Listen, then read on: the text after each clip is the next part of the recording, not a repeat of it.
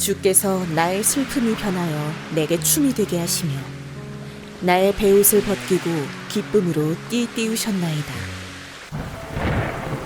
연평도로 조기잡이하러 갔던 아버지가 북한에 끌려갔다. 임신 중이던 어머니는 2번이나 자살을 시도했다. 북한에서 돌아온 아버지는 난파 간첩으로 몰려 교도소에 수감되었다. 형님은 가구 공장에서 일하다가 태결핵에 걸려 24살에 세상을 떠났다. 고문 후유증으로 아버지도 40대 중반에 돌아가셨다. 남편과 장남을 잃고 바닷가를 떠도는 어머니를 기다리던 소녀는 모래 위에 그림을 그리기 시작했다. 석양이 지면 파도가 다가와서 조용히 그림을 가져갔다. 섬을 떠나 군산으로 이사를 왔다. 1년도 못 되어 살 곳을 잃어 강 건너 충청도로 이사를 갔다. 전학을 도와줄 사람이 없어서 금강 하구를 건너 충청도에서 전라도로 통학을 했다. 비가 오면 비를 맞고 눈이 오면 눈을 맞으며 자전거를 타고 배를 타고 강을 건너 학교를 다녔다. 삶에 희망이 보이지 않았다. 오직 낙서만이 삶을 버티는 희망줄이었다. 낙서로 소일하던 17살. 미술 교생 선생님이 웅크린 채 낙서에 열중하는 모습을 보았다. 야, 종두, 너 그림에 소질이 있구나. 미술대학에 가면 좋겠는데. 제가 미술대학을요? 저는 그림을 배울 형편이 안 됩니다. 내일 종례 마치고 미술실에서 만날까? 선생님은 수업을 마치고 저녁에 남아 그림을 가르쳐 주었다. 그 후로 3년 동안이나 미술 공부 뒷바라지를 해주셨다. 미술대학에 진학하자 할 일을 다 했다는 듯 소년의 곁을 호련히 떠났다. 1987년 유난히 추운 겨울밤. 화실 쪽방 연탄불도 꺼져버렸다.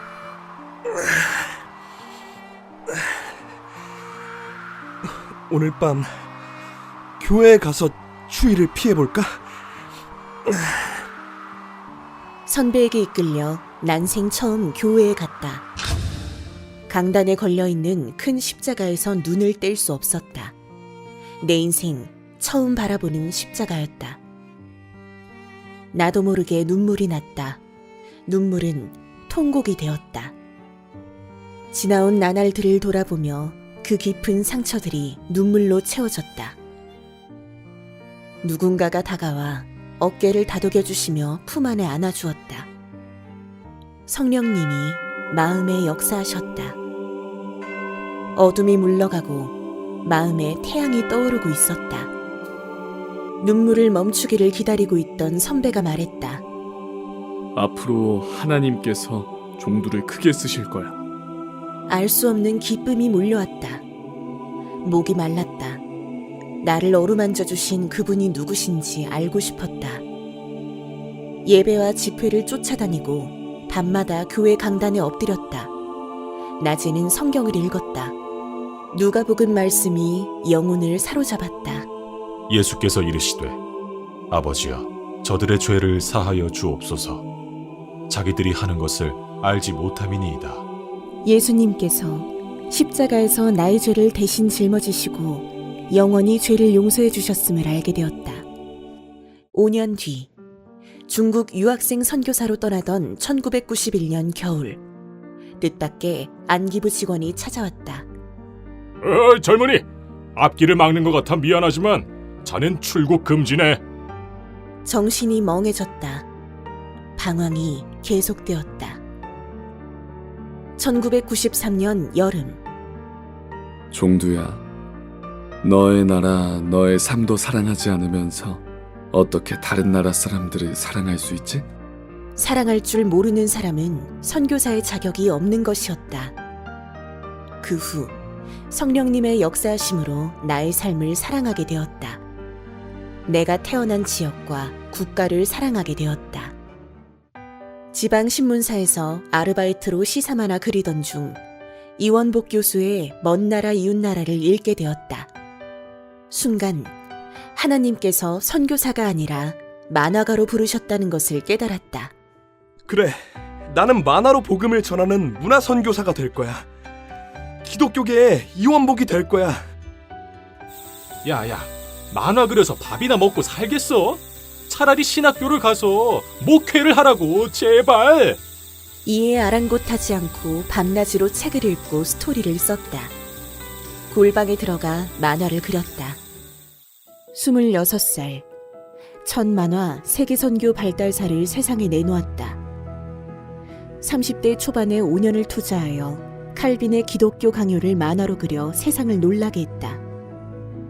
10년 동안 전업 작가로 성경, 조직신학, 기독교 기본 진리, 교회사, 인물 등 40여 권의 만화를 출간했다.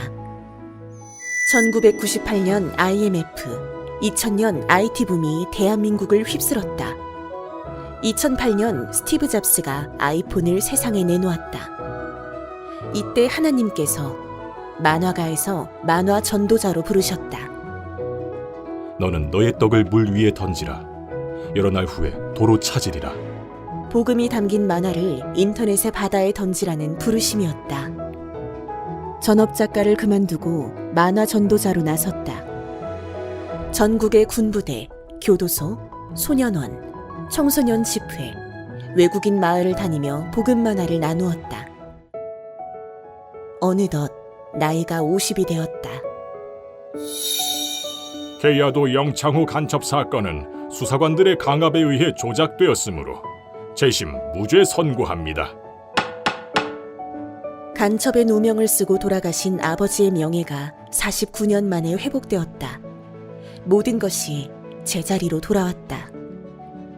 국가와 이웃을 향한 원망과 눈물과 상처를 모두 떠나보냈다. 용서와 화해를 위해 떠나온 고향을 다녀왔다. 집터와 그림을 그리던 바닷가를 보며 지금까지 지내온 모든 것이 하나님의 섭리요, 은혜임을 고백했다. 주께서 베옷을 벗기시고 흰옷을 입히시며 슬픔이 변하여 춤이 되게 하시리라. 인생의 희년을 맞이하셨군요. 지금까지 생존을 위해 살아왔다면 앞으로는 하나님의 영광과 이웃의 유익을 위해 살겠습니다. 첫째, 사람을 원망하는 인생에서 하나님을 앙망하는 인생으로. 둘째, 혼자 가는 인생에서 함께 가는 인생으로. 셋째, 받는 인생에서 주는 인생으로.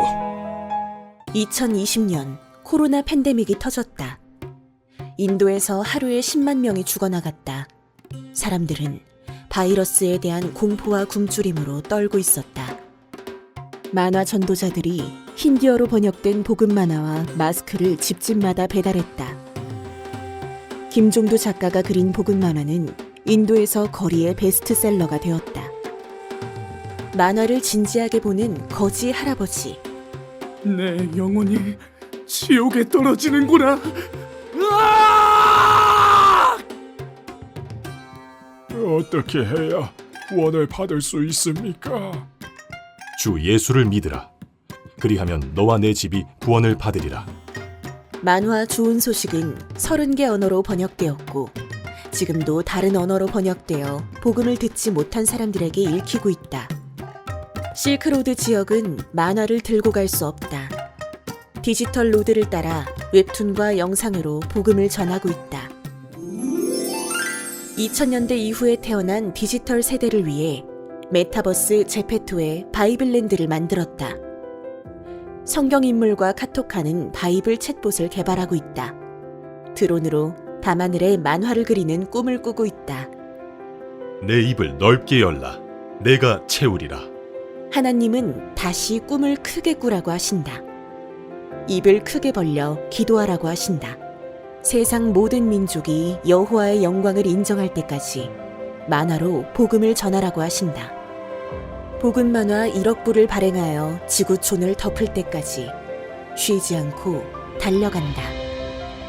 그러므로 너희는 가서 모든 민족을 제자로 삼으라. 볼지어다 내가 세상 끝날까지 너희와 항상 함께 있으리라.